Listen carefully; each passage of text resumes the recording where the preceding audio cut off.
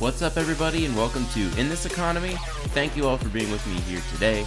My name is Matt, and I'm joined with Sam as usual. And before we get into it, please like or subscribe, and you can follow us on Twitter at EconomyPod, or you can email us at inthiseconomypod@gmail.com. Sam, how you doing today, bud? I'm doing great, Maddie. What an intro. What a day. I'd like all of our listeners to wish my man Matt a big congratulations. Huge promotion today.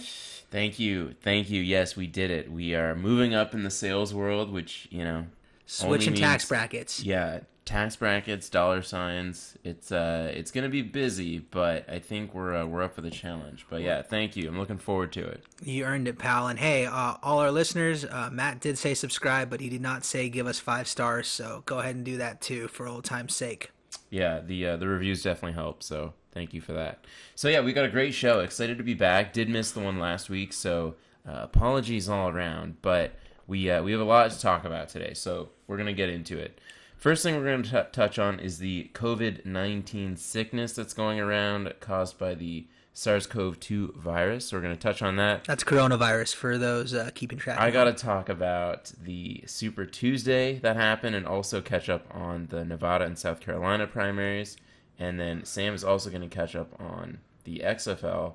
And then he's going to talk real estate.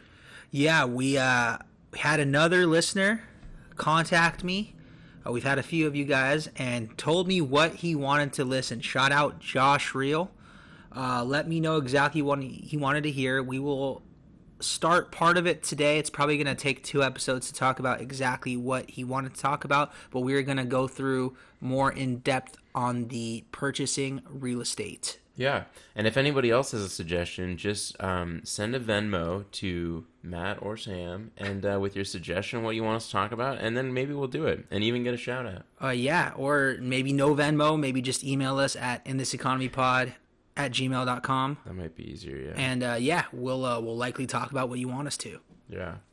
So what should we start with, bud? I think the coronavirus has been the hottest thing, and it really kind of exploded over the time we haven't been here. But for those who haven't been paying attention, this virus that may have come from bat soup, it may have come from a laboratory experiment. We don't really know, but as of now, there's almost 100,000 people infected across the world. And in the United States, there's only, I think it's like 60 cases technically, with 11 dead, and most of those are in the Washington state area. And they're all most of them were from a nursing home, which spreads disease pretty quickly. So that's kind of not an isolated case of all those deaths, but it's less scary than it sounds.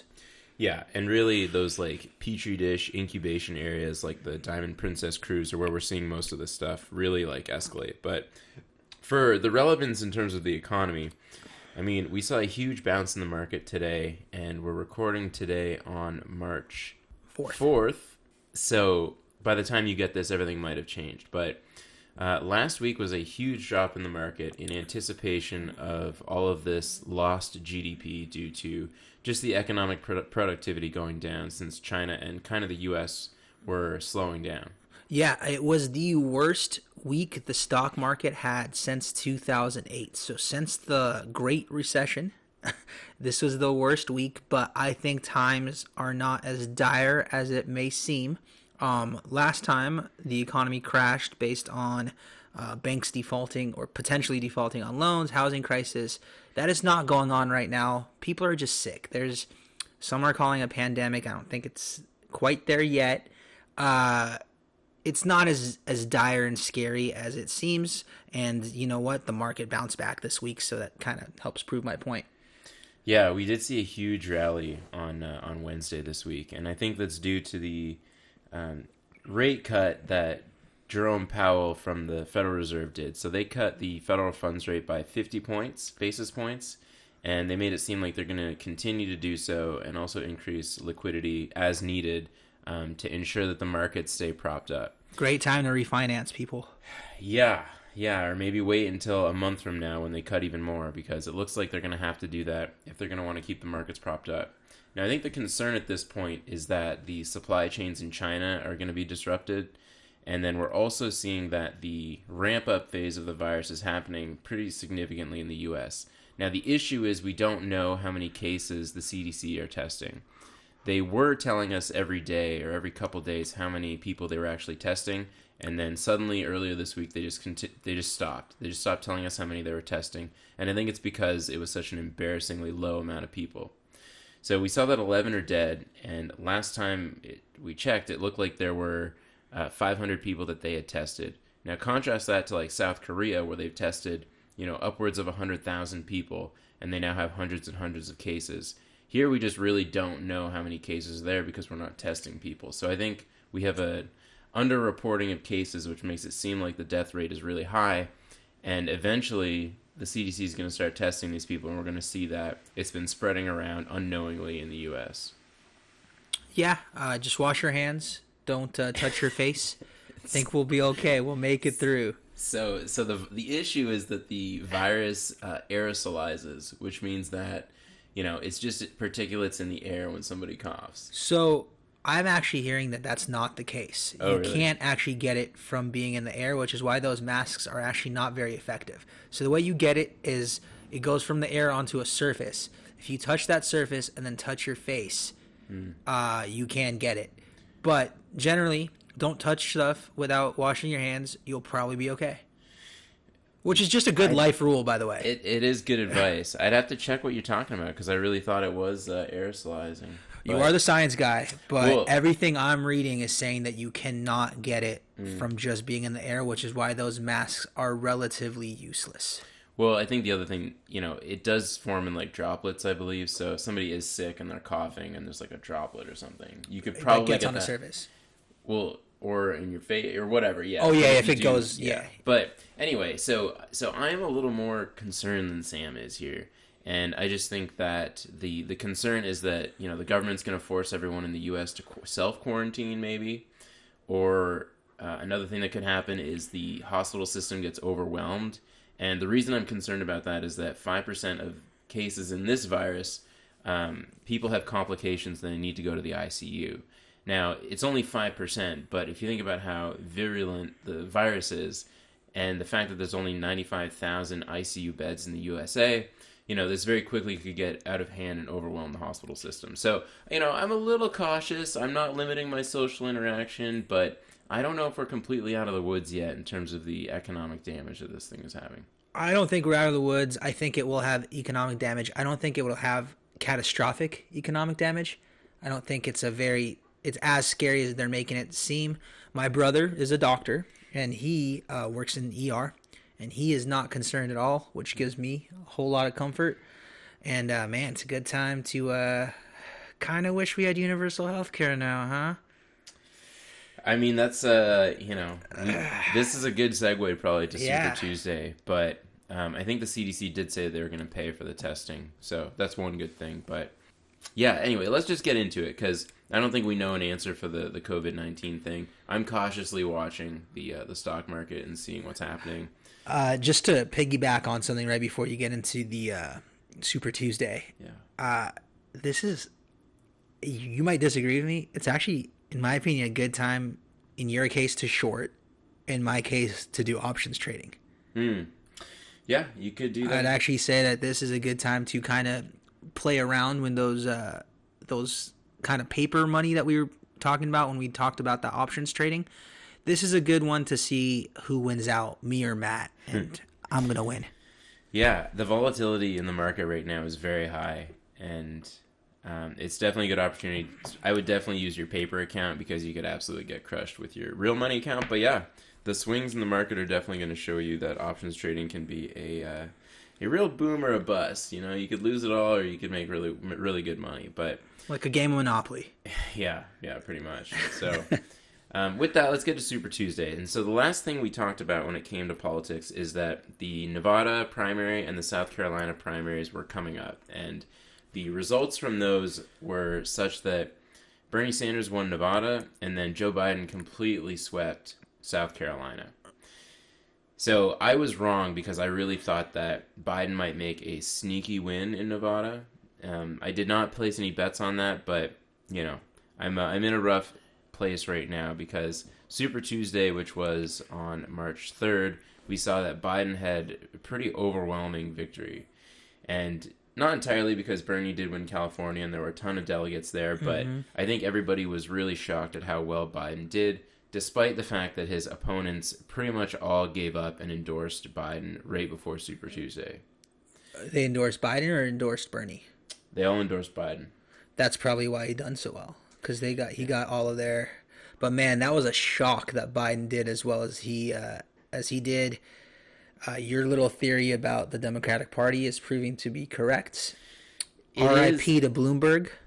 Yeah, Bloomberg. What a joke of a candidate. Man. You know, it does make me have a little faith in the system because, you know, everybody talks about how, you know, we've got like this oligopoly, these elites, right? But you know what? Bloomberg, who's worth billions of dollars. And Tom Steyer. Completely bust and spent millions and millions of dollars and couldn't do anything with it. So, you know, I do have faith in the system to some extent. He was the worst debater I've ever seen in my life. Yeah, the debates were pretty laughable and like just very weird non sequiturs he would bring up, and just everybody was more confused than anything. Yeah. Do you think that Biden is finally going to get the Obama seal of approval? So this is, and if anybody needs a reminder, you know, I'm still short Biden and I'm getting crushed in my position. So I hope everybody took my advice when I said don't follow me, because clearly I need a lot of help with the politics stuff. But yeah, so this is another thing that we can wait for. So there's a few things to look forward to. And the next primaries are on March 10th. There's 6 states reporting, including the Democrats Abroad, which is just a group of people who don't live in the actual United States who want to vote for their Democratic nominee. But we have Idaho, Michigan, Mississippi, Missouri, North Dakota, and Washington State. And what we're looking for here is for Obama to endorse Biden, which would, you know, bring another rush of voters to vote for him. And we're also looking for Elizabeth Warren to drop out. Now, depending on how that plays out between now and then, you know, things could shift in one way or another. Biden is looking really good, though, right now from an overall perspective. The betting markets have him at yes for 73 cents. So, yeah, I've lost pretty much half my investment now. But, you know, at this point, I'm going to hold it through and see what happens. A lot of people are saying that Biden might get Warren as his VP to get all of her voters. Yeah. Pretty smart play. And that would be a smart play, because I think the Bernie bros are very much ride or die Bernie. So I don't think Biden has much of a chance of getting these people to vote for him.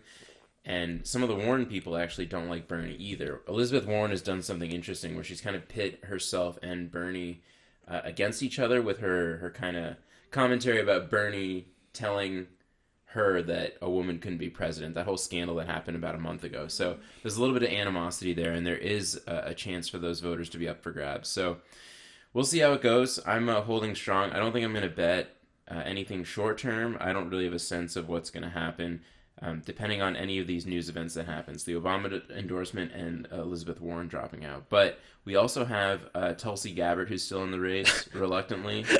I think she is a completely brutal candidate, as much as I do agree with her anti-intervention policies. But that's kind of the politics thing, you know. This is the most exciting politics I've been in my lifetime, personally. This is the most invested I've been. Yeah, it's pretty exciting. And Biden stands right now at 670 delegates, and Bernie stands at 589 delegates. So we'll see how that goes. I forget what the actual number is for them to get a majority for the convention, but it's looking right now that it's going to be a contested convention. So that's only going to add to more excitement. And I'll probably explain that in another episode what that means. But it means, you know, we go back to the drawing board. And, you know, I'll kind of leave it at that. Leave a little cliffhanger. Yeah, well, speaking of excitement, it's been a couple weeks, but if you guys recall, we did place some bets last time we had an episode.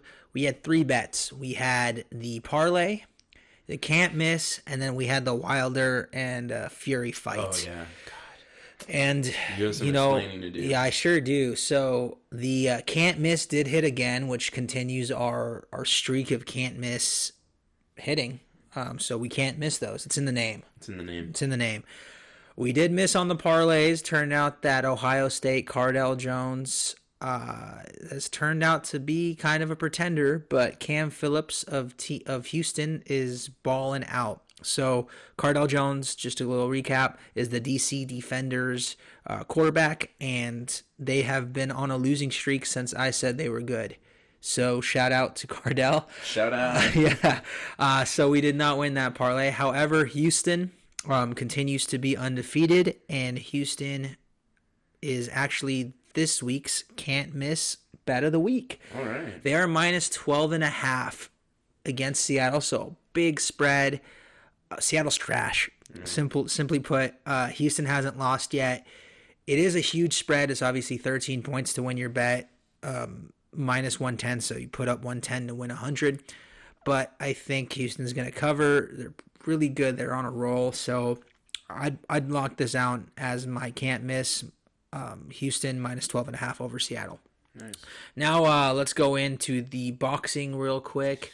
Yeah. That was a brutal fight. There's no way around it. So I think it was well known that Fury was a better boxer. Uh-huh. So I think that was clear. I did say that Wilder is a really good puncher. So he could knock dudes out. Sure. And he's got, the puncher's chance, and his puncher's chance just happens to be really good. What had happened in this fight is kind of a fluke. He got hit in the right spot, and he popped his eardrum, which messes up your equilibrium.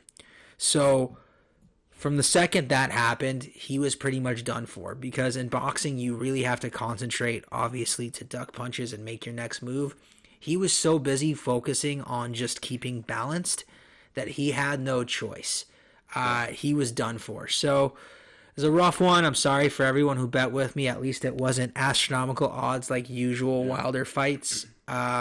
I would bet Wilder every time still. So I don't back down on that. Just an unfortunate situation. I'm looking forward to this rematch coming through in July, and I'm going to double down on Wilder then. Again, what's the rematch?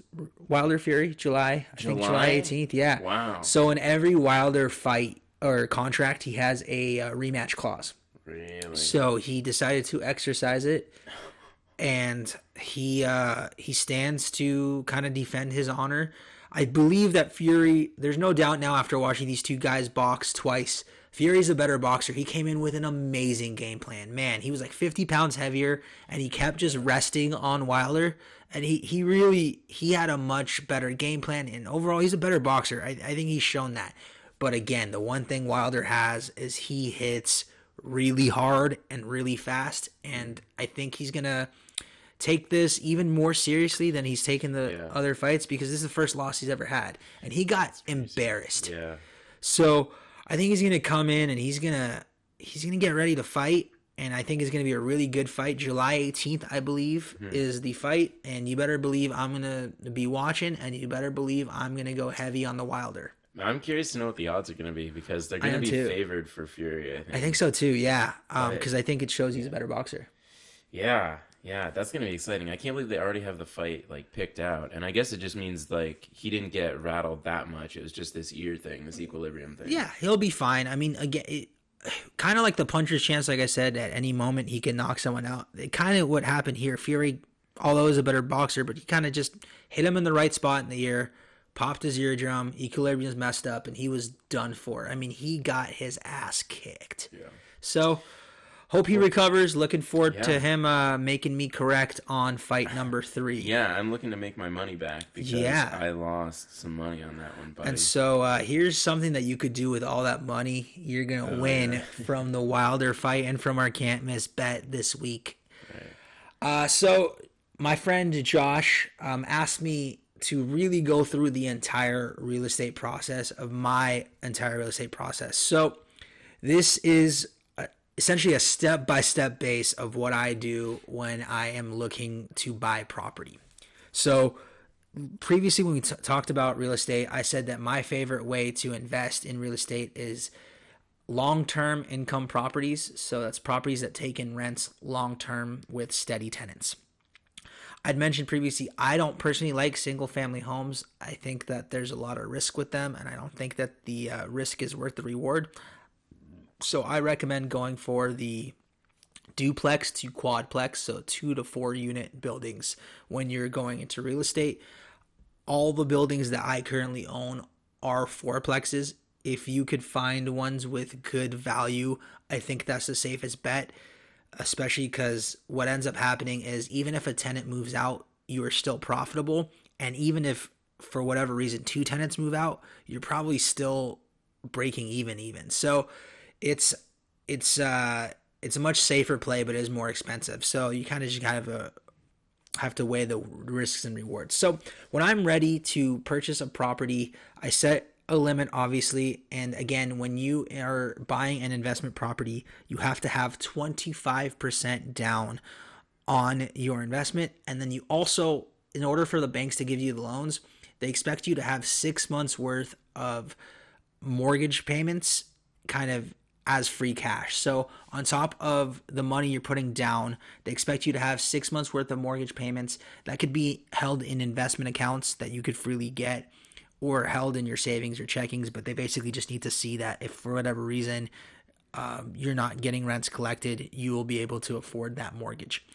So make sure you have that. And then also you have to incorporate closing costs in the mix. So for a building that's roughly $500,000 or so, you'll need $125,000 down, and I would probably throw another $10,000 in there for closing costs. So you're all in on a $500K building would be $135,000 down total.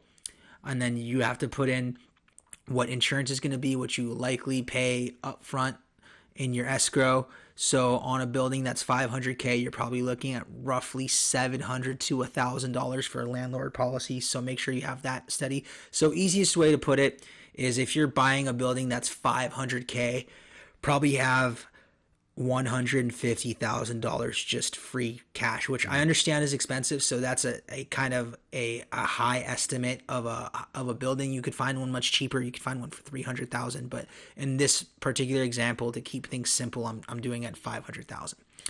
Would you recommend going in with somebody perhaps as like a business partner for somebody starting out maybe? Sure. So if you want to mitigate risk, sure. Again, you almost have to outweigh the risk and reward. With partners, it adds a whole bunch of uncertainty in the mix. You guys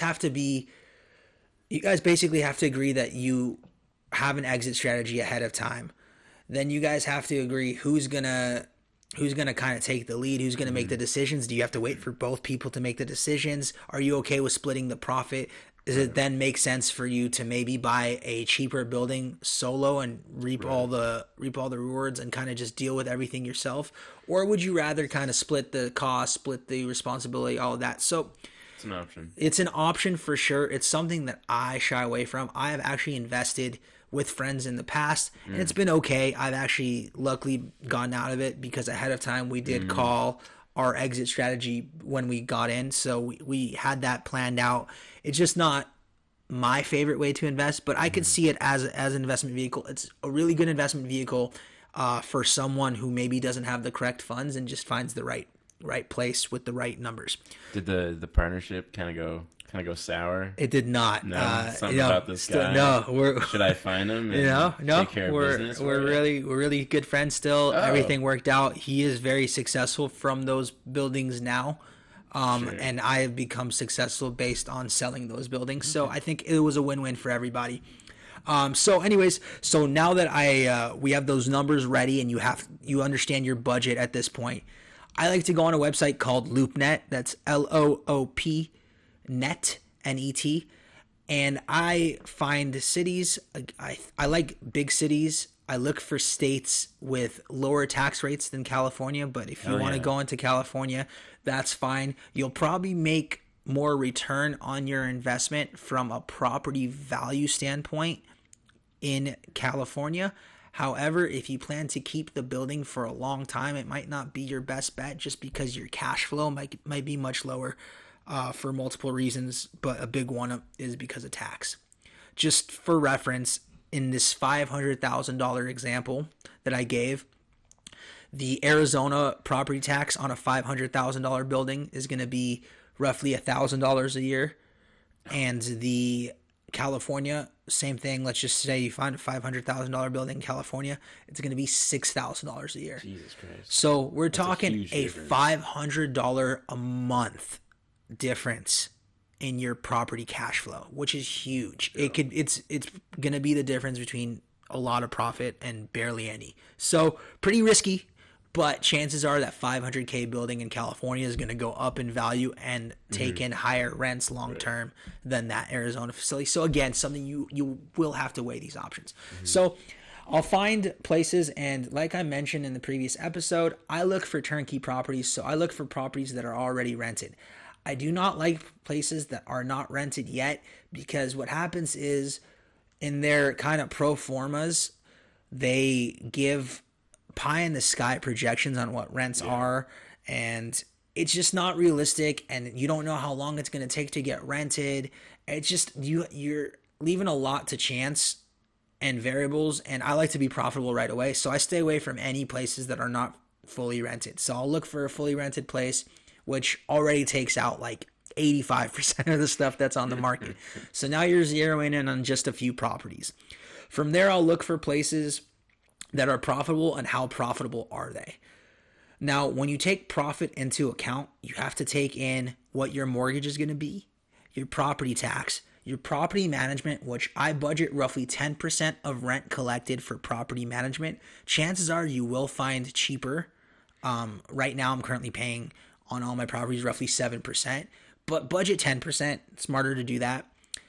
Then you got to see what bills you have to pay. Some places have their tenants paying electric, water, sewage. Some places have the owners paying it. So just find out all those costs. It should all be available. And if they're not available right there on LoopNet, you could just reach out to the realtor and they should be able to give you that kind of information.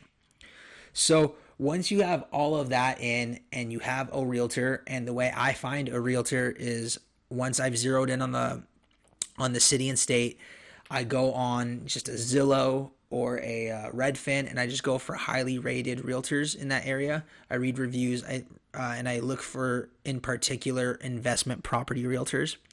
Then I call, I talk, I let them know what I'm interested in. They tell me what they specialize in, and just overall, you get a good feel of the person. And you take it from there. Once you zero in on the property, a property makes sense for you from a financial standpoint, if you're still profitable after everything I mentioned, so property tax, gas, sewage, water, mortgage, and your property management, then it's time to make an offer. A lot of people, this is when people can start getting cold feet. And I understand it's scary, but you have to understand that your property won't go from, in this scenario, 500,000 to zero. It's not going to happen, okay? The land, no matter what, has a value. And if this place is rented and making money, and you have that 6 months mortgage covered in your savings, you'll be okay. You have to obviously ask around and ask your realtor, and you have to trust them that the area is good and the area rents, and you could get a good idea on how long those renters have been in there. And again, there's a lot of research that you want to go into, but this is where people get scared. They pull the trigger. Just make an offer. Talk to your realtor, make an offer. And let me tell you something. Even if you make an offer and it gets accepted, you are still not liable for anything. You have to put down a deposit after your offer is accepted, which is fully refundable. Normally that deposit's $10,000, but you negotiate that in your contract when you send it. So I'm actually going to leave it here and talk about what happens after on the next episode. I know this is a whole lot of information to take in, a whole lot of numbers to take in, but for anyone that wants to do some homework, go ahead and check out LoopNet, find properties, and if you have some questions and want to ask me some numbers questions, go ahead and email me at inthiseconomypod@gmail.com. Reach out to me on Twitter at economypod and let me know. I'm happy to take a look at the numbers and let you know what I think. And I think one of the critical things is, go on LoopNet and just pick a random property and run the numbers yourself. Add up what the expected, electric bill, all the rents that you would collect, the property tax, and just see what you're coming in, see how much money you're going to make in 1 year or how much money you're going to lose in 1 year if that were the case. And, you can compare that around the state. Compare what a Phoenix property would do compared to a San Diego property, and I guarantee the cash flow in Arizona is going to be much better than the cash flow in California. Potentially, right? Because the California rents can go up pretty high. Here's one more thing to consider when it comes to market versus real estate, and I'm huge in the real estate. Real estate is a commodity that they're not really building too much more of. Meaning they are building buildings, but there's only so much land, right? And the population keeps growing and people need a place to live. It is probably in your best interest to own land. That does not mean you have to buy a house for yourself. I will go into that next week as well. But I think it is very smart to have land in your portfolio. There you go. Yeah, I think it's great. You know, we talk about diversification once in a while. We talk about gold once in a while. And, you know, nothing wrong with throwing some real estate in there if you can afford it. So on that, thank you guys so much for listening. It feels so good to be back. We're going to go celebrate Maddie's promotion. Yeah, we're going to play a little hockey later. Looking forward to it. So thanks, everybody, and we'll see you next time. All right, bye.